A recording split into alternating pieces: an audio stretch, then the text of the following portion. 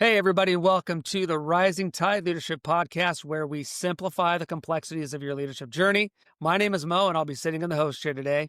My guest is Natasha Kehimkar, founder and CEO of Melita Advisors and an ICF accredited coach and a team coach. Natasha is passionate about helping leaders succeed in their transitions, guiding executive teams through alignment, and creating a culture of trust at the very beginning. Mergers, acquisitions, and the like, Natasha brings unmatched expertise in helping leaders avoid the pitfalls of stepping into new roles and helping to accelerate their impact. Natasha, welcome to the show. Thank you so much, Dr. Mo. It's a thrill to be here. I've had the opportunity to listen to a number of your episodes. I mean, they're amazing, really great nuggets. I'm so honored to be here. Thank you. It's wonderful to have you on the show. Natasha, why don't you tell us about your journey? How did you get to where you are today? Wow, I have about 30 years in people and talent. I started as in HR and I've stayed in HR my entire career. The interesting slash odd thing that runs in my family is HR. My mother was an HR person, as was my father-in-law. They're both now since retired, but I tell you, we've got some really great stories. After I spent about 20-ish years in corporate settings, I had a boss that I worked with. I had a CEO that I worked with, and I told him that ultimately I wanted to consult. And he kept telling me, you're ready, you're ready, you're ready. And I didn't feel ready. I didn't believe it myself. And then one day he got a text from me and it said, you're right. And I got a call right away. What am I right about? And that was it. I knew it was time. And so about 5 years ago, I started Melita Advisors, and every day is a great day. Every day I get out of bed and I am happy to get to work. I love what I do. I love the opportunity to help leaders shine. That is my goal. Yeah, Natasha, I love that you talk about the importance of transitions in the work that you do. And you've said that new leader transitions are often a missed opportunity in many organizations. Why do you think that companies often overlook this critical moment? It's so fascinating, Dr. Mo. I think what happens is organizations work really hard to recruit a new leader, or they feel like they've worked really hard to prepare a new leader to take on a new opportunity in the organization. And then it's rush, rush, go. Let's get going. Let's have that quick win. Let's make sure that we hit the ground running. You hear all those words, right? Hit the ground Right. running, go, quick wins. And it's immediately moving to impact. And I'm not saying don't do that. But what I am saying is there's an opportunity to be planful so that you can hit the ground running even faster and achieve even more as a group, as a team. Yeah, I think many of my listeners, including myself, have been in a position where we are brought into an organization as a new employee, and then we have to hit the ground running. I love that. I think everybody's heard that at least sometime in their life working. So, how does a structured onboarding process work, and how does it set the tone for a leader's success? So it's interesting. Most leaders will look at a book like The First 90 Days and use that as a playbook for how they're going to start their new roles. And it's spot on. That book has been around for a long time, and it's still a great reference point for leaders for a reason. And the opportunity is to then pull the team into that 90-day plan and not as a leader think, I have to go win it myself. And that's often what happens with leaders, right? They've risen to this level. Now you're risen to the executive level and you are successful. You've made it and you have to prove it. And so you put yourself at the center and you are moving towards those quick wins because you have written out your 90-day plan. You know what you're going to accomplish. The missing piece is involving and inviting your team in to be part of that 90-day plan with you. I'd like to talk about team kickoffs, alignment. When a leader takes over a new team, especially after an acquisition or a reorganization, which you are very familiar with, what are the most common mistakes that you see? One of the most common mistakes I see is that without structure, even the most experienced leaders risk misunderstandings and they miss the opportunity to achieve results as a cohesive unit. The missed expectations piece is interesting because when organizations talk with an executive, a newly appointed executive, the board talks to this newly appointed executive, they're really clear about what they want. Well, maybe a little clear, right? So they say, we want the product to be launched by such and such date. We want X and Y achieved by whatever dates. What's not considered is sometimes the how of doing that. And when you think about the opportunity to engage your whole team in that, It's recognizing now that I'm in this executive role, it's actually not my success anymore.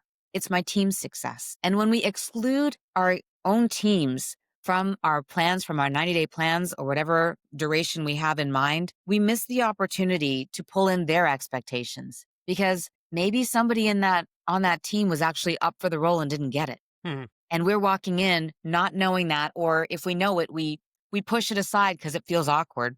And with mergers and acquisitions, I believe there's even more at stake. It sort of magnifies what's at stake because now leaders are focused on, or now leaders need to blend cultures. They need to clarify processes. They need to build trust really quickly. And people may be coming into these teams with still this mindset of, I'm legacy this company, I'm legacy that company. And Yeah. at one point, 2 weeks ago, we were actually competitors and I hated your company and your company was the devil. And now these people are asked to work together and get along. Like, let's move forward. When we do a facilitated kickoff, which we call a jumpstart meeting, when we do a jumpstart meeting, there's preparation that we do, but we drive for open dialogue. We make sure that there's opportunity to discuss shared goals. We reduce resistance by honoring the values that each team member brings. When there's a strong onboarding plan and we do a jumpstart meeting, that combination is what accelerates credibility for that executive, and it helps that new leader, that newly appointed leader, deliver those early wins in a way that pulls people with them. So they're not the hero on the hill. They have a whole team that's aligning, and the function, the area that they lead is the hero. One really important thing that I think executives often forget too is they go in, they've got their offer letter, and they get a big fat sign-on bonus, and they're ready to go. I am a huge believer in transition coaching. I saw Mm. this about maybe it was 15 years ago in my career where we moved someone to the US from Brazil. And this person had been a high performer, very successful. And we brought in a transition coach, a coach who helped him transition to the US. And I'll never forget because he said, I don't need a coach. Look at my performance ratings over the years. I'm an internal transfer. I know the organization. I don't need a transition coach. And my response to him was, I hear you. Here's what I'm going to say. Give it 3 sessions, just 3. You don't have to commit to the whole kit and caboodle, but just go with 3 sessions and tell me then after that what you think. He went all of the sessions and renewed. Why? Because what he realized was when we transition as executives into new roles, there isn't really anybody to talk to, right? We are still getting the lay of the land, and we need it. It can be very helpful because we need someone to process with, to talk about what we're observing, what we're experiencing, what our intuition is telling us, and are we losing it, or are we really seeing what we're seeing? And having a transition coach, and I'm not talking about someone who's going to stay with you for like 2 years. This is a 6 to 9 month transition engagement where they help you. It is, in fact, help you hit the ground running because they're helping you think holistically about your new opportunity. So when you think about the combination I'm describing now, you have an executive team leader who's just joined in a new role, perhaps after a sticky acquisition just closed. They have a transition coach to help them think holistically about their organization. They have their 90-day plan because they know what they want to achieve. And they have a jumpstart meeting where they have actively engaged their team to pull things forward. Now tell me, who's going to move faster? Someone with Yeah. that or someone without that? So, can you peel the curtain back a little bit for me and the audience? You talked about the how, you talked about the jumpstart meeting. What does a successful team kickoff look like? A successful transition look like? Why is it so powerful in using these tools for alignment?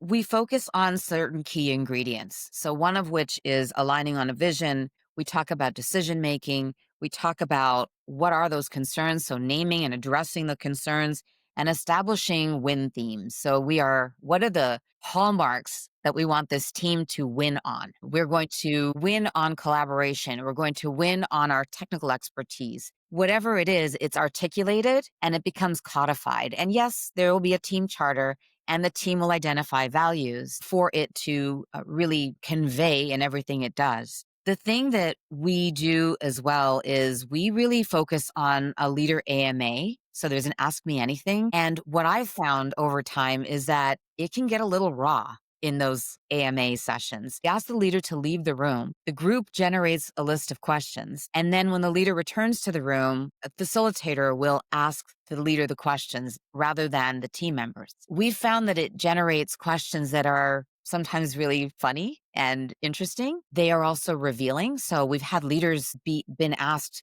personal questions about, what mistake did you make? Or is there a career low light that you want to share with us or that you can share with us? Or what reservations did you have about taking this job? Do you have concerns about anyone on the team? I mean, some of these questions they can say, I'm going to pass. But most times I found leaders want to answer. I always have a chair ready. Why? Because when we start these sessions, the leader comes in and they're typically standing. And then, an hour goes by and I have to sit down. Still more questions. And it generates a higher level of trust very, very quickly. And it's done in a way where it's respectful, right? So when I say it gets raw, I mean that leaders are revealing things that they wouldn't maybe naturally reveal in a first conversation, but it builds trust very quickly because it shows the leader is willing and able to be vulnerable. And if they don't know, I always coach people, if you don't know the answer or you don't know what you're thinking yet, you can say, I'm still processing. And that's a legitimate answer.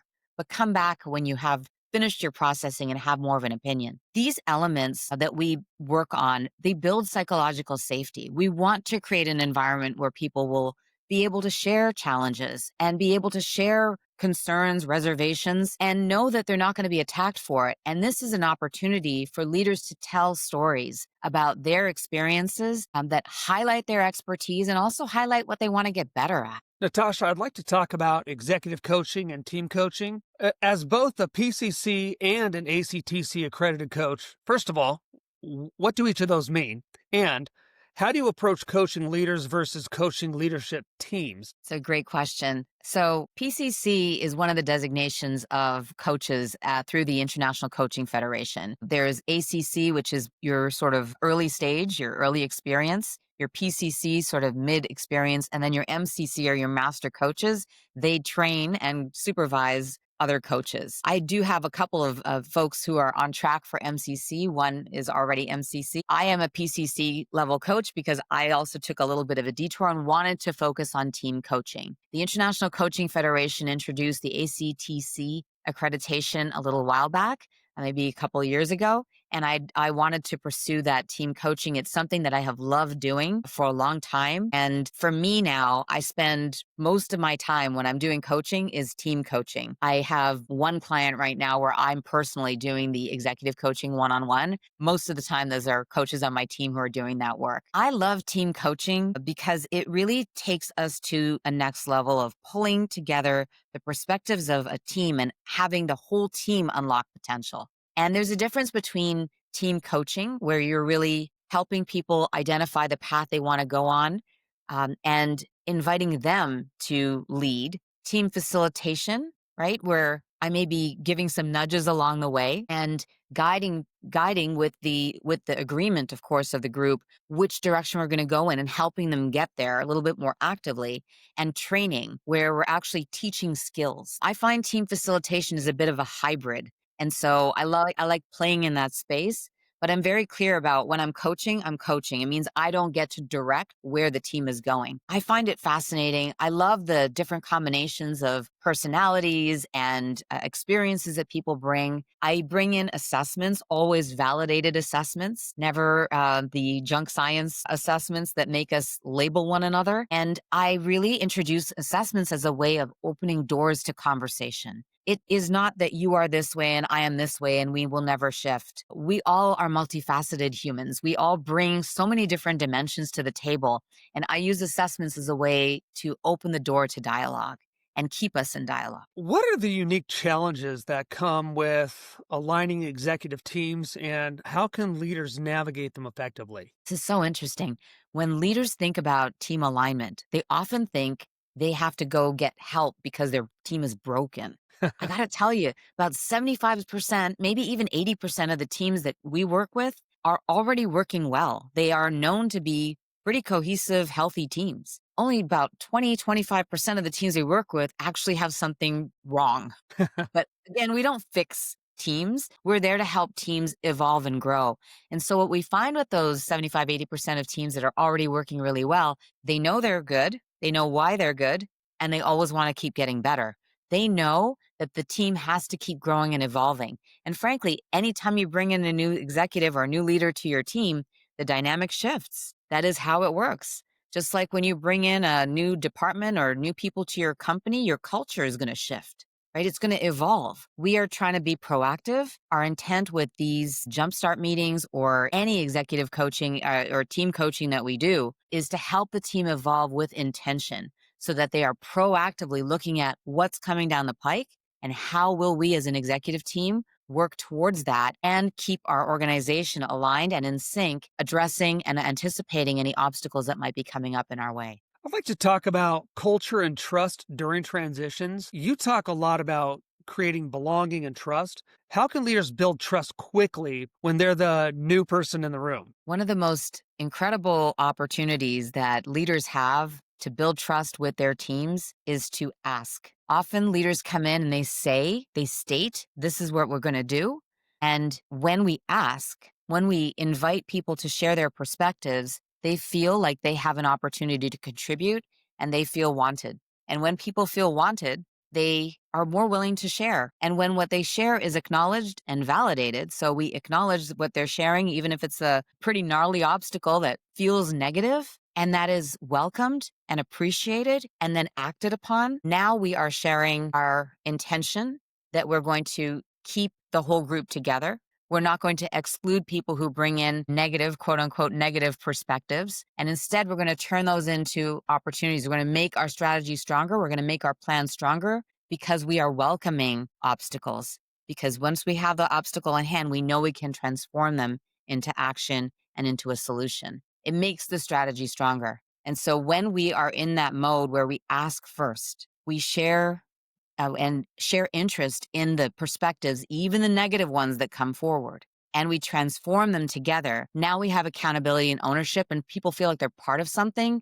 That's where trust happens. Yeah, sometimes it's easier said than done, I'm sure. And so when we're talking about making those transitions, leaders are expected to be vulnerable. They're asking their teams to be vulnerable. What role does transparency play in the first 90 days of leadership? That's a really good question. And I've got to say, when we think about transparency, we often think about transparency meaning I have to share everything all the time. And that's not what I think it means. That's not the way I would operationalize it in real life. What I would consider is share what we know if it's appropriate to share it. And then there may be times where you're not ready to share it. It might be information that's confidential, or it might be information that could hurt somebody's feelings, right? You don't want to share it in a group. In those moments, I think it is perfectly fine to say, I can't share that right now. When I can, I will. But right now, we're not in a space where I can really get into that in too much detail. And when you are ready to share it, I would then go back and say why you couldn't share it at the time,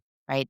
I think that matters. Transparency is important in that we want leaders to be able to share what is happening, why it's happening, and how they feel about it. And there are times where, for example, I don't agree with a decision, but it's the decision the organization is making and I have to move forward.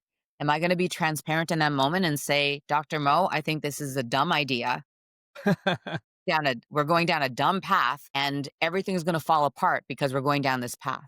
Am I going to do that? Is that additive to the conversation in the team? The answer is no. What I might say is, I'm struggling with this decision. I know this is the direction the organization is going to go. I'm struggling with it. Some of you may be struggling with it too. Let's work together now. Let's collaborate to move the ball forward because we know this is where we're going. So what are the things that we can, again, ask, right? What are the things that we can do around this that will get us a little bit more comfortable?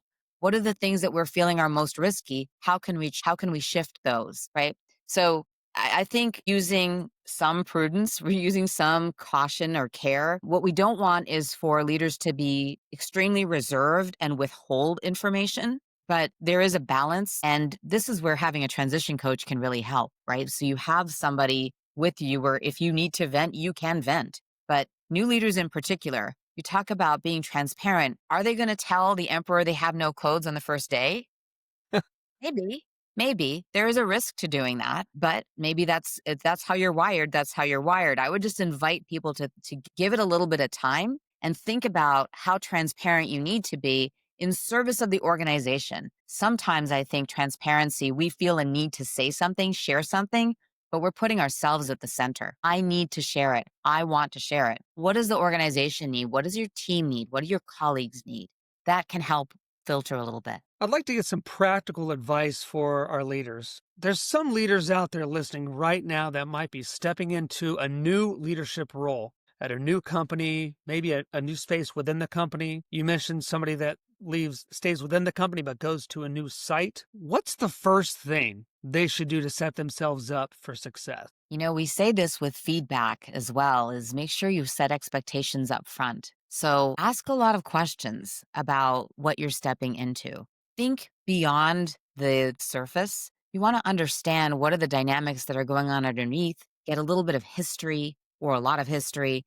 People often will say, I don't want to color your thinking. I don't want to bias you in any way. I'm an adult. I can filter. I can make my own decisions. And so please share everything that you have, share it all with me so that I know going in and I know the kinds of questions I want to ask. I will make my own decision. The opportunity that leaders have in setting expectations is to not let other people set them for them and not to set them themselves.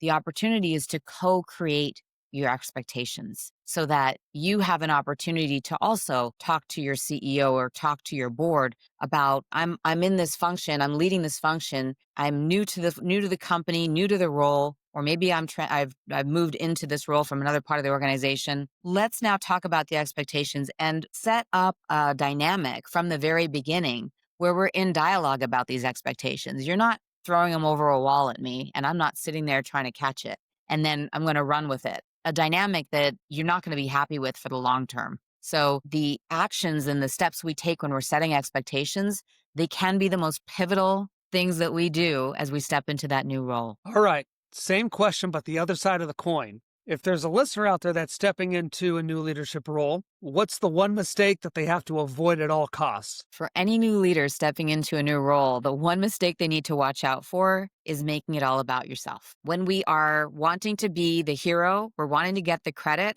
that is the behavior of someone who is not stepping into maturity as an executive or as a leader. We have to consider, and I'm a big fan of Patrick Lencioni's 5 Dysfunctions of a Team, that first team mindset. Why are you there? Are you there to make a name for yourself? If you are, I would really pause for a moment. The best teams are the ones where it's not a group of lobbyists. It's not a group of people advocating for themselves and their team. They're not negotiating behind the scenes to have more headcount or to get more budget or to not have as many people cut from their heads, from their population because they're going through a riff. That is not first team behavior. That is me behavior.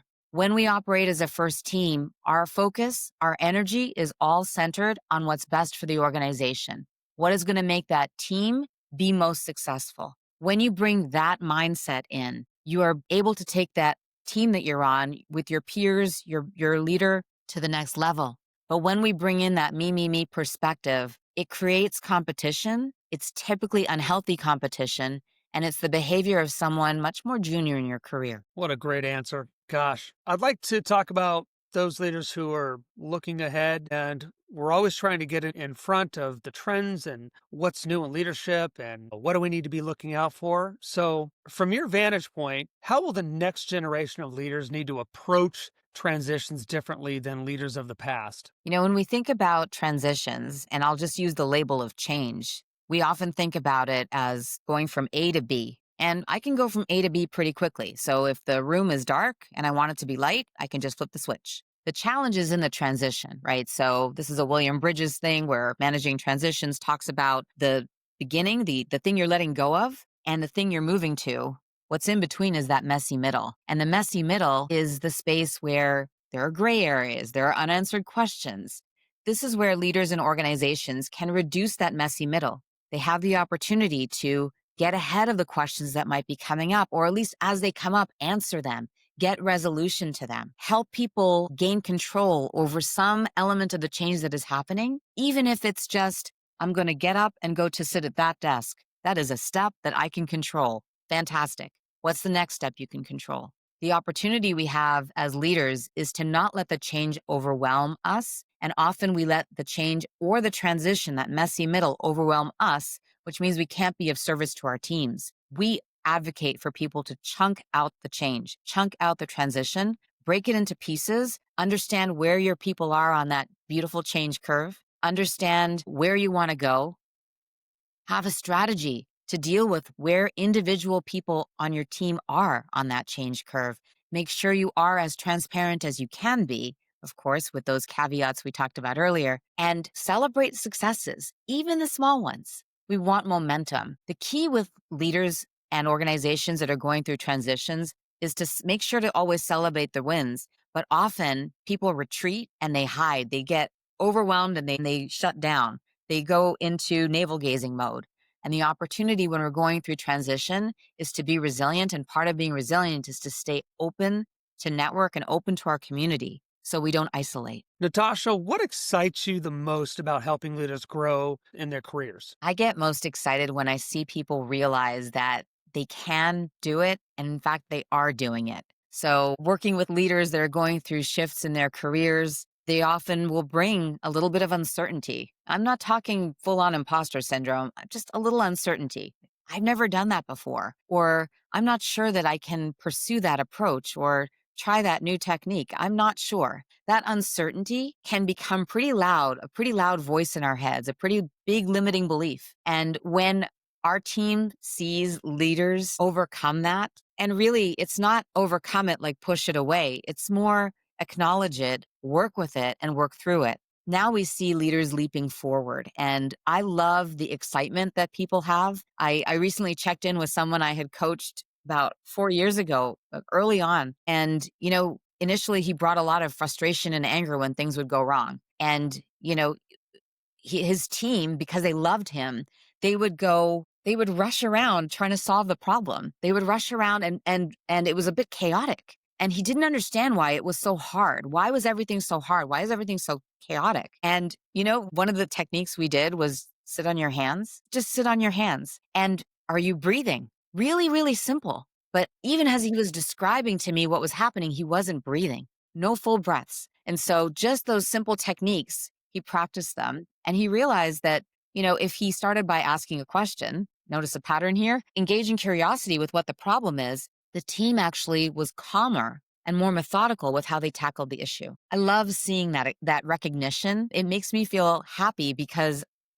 my goal is to make people achieve what they want to achieve. That's what makes me so happy to wake up every single morning, is that I know that I have the potential and the ability to help people achieve what they want to achieve. Natasha, where can my audience connect with you? Well, we have our website, of course, melitaadvisors.com. And for those who are interested, we do offer an executive forum. These are confidential, invitation-only roundtables, and they're on timely topics. We've done some on how to get ready for the coming year. We've done some on how to talk about polarizing topics in the workplace. That turned into a webinar with another organization. And we do these topics basically to make sure that leaders understand and have a place to talk about things that are complex that they're facing right away. And we're there to help. So if you're interested, there is an opportunity to sign up on our website as well. You can reach out to us at info@melitaadvisors.com, and we're always happy to chat. I love it. Natasha, great insights for a very crucial topic, leadership transitions, team alignment. So thank you for sharing that with us today. For our listeners, if you want to learn more about Natasha's work, remember it's melitaadvisors.com. We'll drop it in the show notes. And as always, if you enjoyed today's episode, make sure to like, subscribe, and share it with somebody that you know that needs to hear it. And don't forget to sign up for our free monthly newsletter. Until next time, Natasha, thanks so much. It was a pleasure. Thank you.